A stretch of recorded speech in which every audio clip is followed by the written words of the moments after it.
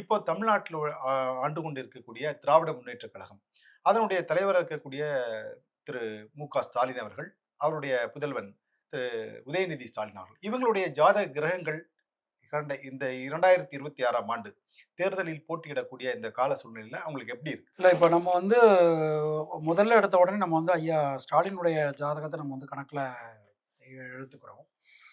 ஏன்னா, அவருடைய ஜாதகப்படி இப்ப பிரசன்ட் சிட்யூவேஷன் எப்படி இருக்கு அப்டின்னா, அவரால சுயமா ஒரு முடிவு எடுக்கிறதோ, இல்ல சுயமா வந்து அம் ஒரு ஒரு ஒரு சடனா டக்குன்னு ஒரு முடிவு எடுக்கக்கூடிய ஒரு விஷயங்கள்லயோ அவருடைய ஜாதக சூழ்நிலை இப்போதைக்கு இல்ல. ஏன்னா, சர்ப்ப கிரகங்களுடைய அமைப்பு சரி, குருவினுடைய அமைப்பு சரி, சனியினுடைய அமைப்பு சரி, எல்லாமே அவருக்கு வந்து ஏதோ ஒரு சிக்கல்கள குடுக்குற மாதிரியான ஒரு அமைப்பு தான் இப்போ வந்து போயின்னு இருக்கு. இப்ப நீங்க வந்து இப்போ இப்போ நான் அப்பவே ஒரு வார்த்தை சொன்னேன். டிசைடிங் அத்தாரிட்டி அப்படின்னு சொல்லி சொன்னேன். இப்ப டிசைடிங் அத்தாரிட்டின்னு பார்க்கும்போது, இப்போ ஐயா ஸ்டாலினுக்கு இப்ப டைம் சரியா இல்லைங்களோ, அடுத்த டிசைடிங் அத்தாரிட்டி நம்ம உதயநிதி அ அவருடைய ஜாதகத்த நம்ம கணக்குல எடுத்துப்போம்.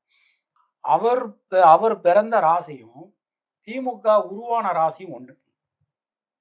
ஓகே. 2மே ரிஷபம். ஓ!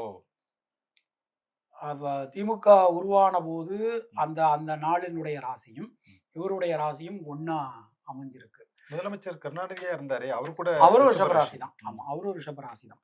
அப்ப நீங்க அப்படி பார்க்கும்போது, இப்போ உதயநிதிக்கு வந்து இப்ப டைம் வந்து ரொம்ப ரொம்ப நல்லா இருக்கு.